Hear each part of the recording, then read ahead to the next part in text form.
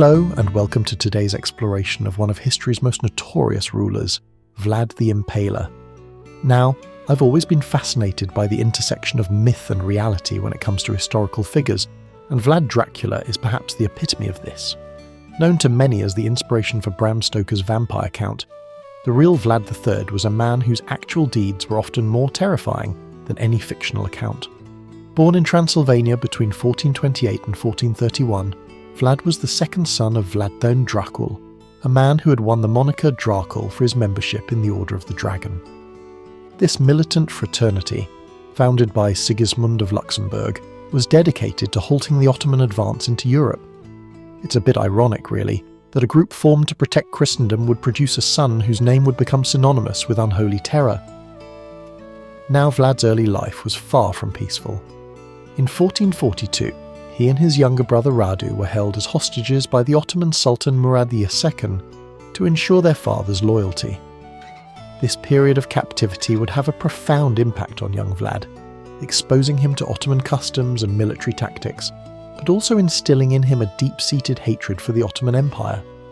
It's not hard to imagine how these formative years shaped the man he would become, a ruler known for his brutal tactics and unwavering stance against Ottoman expansion.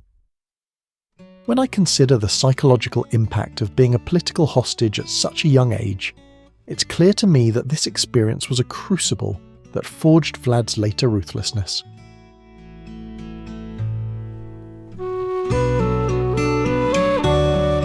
Vlad's path to power was as turbulent as the times he lived in. After the murder of his father and elder brother Monsieur in 1447, Vlad became a claimant to the Wallachian throne. However, it wasn't until 1456 that he truly secured his position as Voivode of Wallachia. This period of political instability and shifting alliances is crucial to understanding Vlad's later actions. He had witnessed firsthand the brutal realities of power politics in the Balkans, where today's ally could easily become tomorrow's enemy. It's my belief that these experiences hardened Vlad, convincing him that only through strength and fear could he maintain his grip on power. Upon ascending to the throne, Vlad wasted no time in consolidating his power.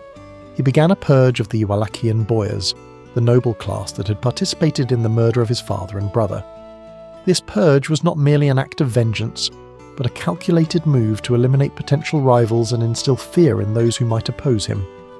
Contemporary sources speak of hundreds, if not thousands, of executions carried out at Vlad's order. While these numbers may be exaggerated, they reflect the atmosphere of terror that Vlad cultivated. I find it particularly telling that between 1457 and 1461, only 2 members of the princely council were able to retain their positions. This speaks volumes about the extent of Vlad's purge and his determination to surround himself with loyal supporters. He quickly effected a great change and utterly revolutionized the affairs of Wallachia through granting the money, property, and other goods of his victims to his retainers.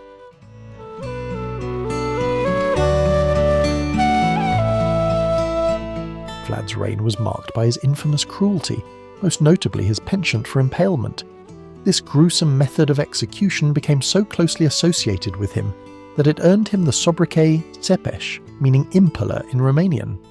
Now, it's important to understand that while Vlad's methods were undoubtedly brutal, they weren't entirely out of step with the harsh realities of 15th century warfare and governance. In a time when rulers often had to fight to maintain their thrones, Vlad's tactics served a dual purpose. They eliminated his enemies and created a climate of fear that discouraged rebellion. I've often pondered whether Vlad's reputation for cruelty was a calculated image he cultivated, rather than simply a reflection of sadistic tendencies. One of the most famous stories about Vlad's cruelty involves his treatment of Ottoman envoys. According to the tale, when Sultan Mehmed II sent envoys to Vlad's court, they refused to remove their turbans, citing their ancient custom. Vlad, in a display of twisted logic, decided to strengthen their custom by nailing their turbans to their heads with 3 spikes. This act, whether it actually occurred or not, exemplifies the image Vlad projected: a ruler who would brook no disrespect and who was willing to meet any perceived slight with disproportionate violence. It's a chilling reminder of the power Vlad wielded and the fear he instilled in both his subjects and his enemies. Turkish messengers came to Vlad to pay respects, but refused to take off their turbans, according to their ancient custom, whereupon he strengthened their custom by nailing their turbans to their heads with 3 spikes so that they could not take them off.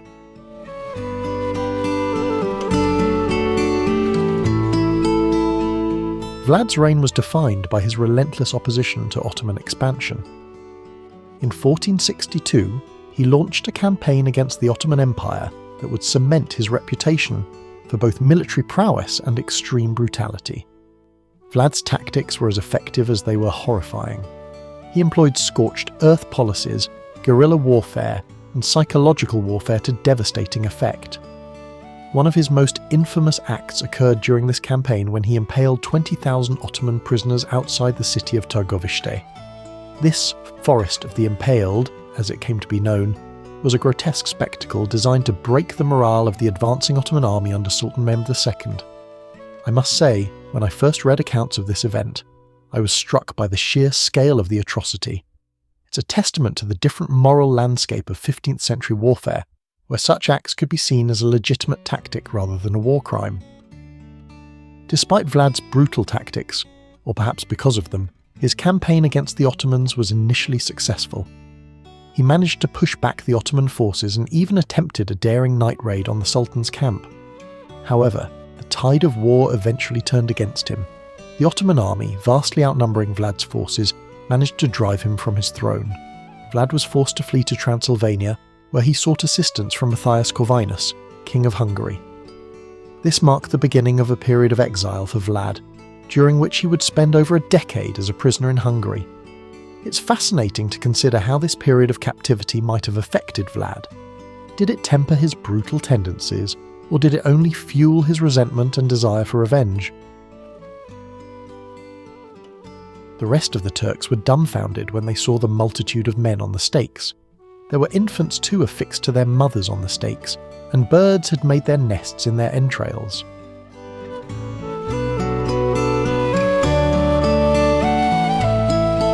Vlad's legacy is a complex one, shaped as much by posthumous accounts as by his actual deeds.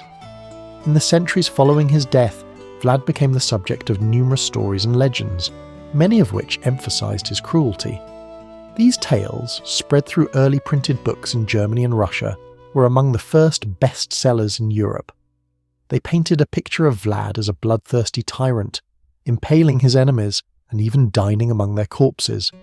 While many of these stories were likely exaggerated or even fabricated, they played a crucial role in shaping Vlad's enduring image. It's a fascinating example of how historical reputation can take on a life of its own, often overshadowing the nuances of the actual historical record. Perhaps the most significant development in Vlad's posthumous reputation came in 1897 with the publication of Bram Stoker's Dracula. While Stoker's vampire count bears little resemblance to the historical Vlad, the novel forever linked the name Dracula with the concept of the vampire in popular culture. It's important to note, however, that Stoker knew very little about the historical Vlad and primarily used the name Dracula for its exotic sound. The irony is that while Stoker's Dracula has become one of the most recognisable fictional characters in the world, it has also overshadowed and distorted the memory of the historical figure. As a historian, I find this transformation from historical figure to mythical monster absolutely fascinating. It's a prime example of how history and popular culture can intersect and influence each other in unexpected ways. You must come, O dread impaler, confound them to your care. Split them in 2 partitions, here the fools, the rascals there. Shove them into 2 enclosures from the broad daylight in Islam. Then set fire to the prison and the lunatic asylum.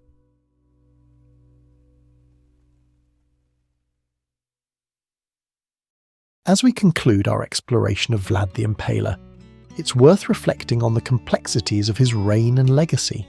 While his methods were undoubtedly brutal by modern standards, many Romanian historians have viewed Vlad as a just ruler who used harsh punishments to bring order to a chaotic realm. They argue that his actions must be understood in the context of his time, a period of constant warfare and political instability.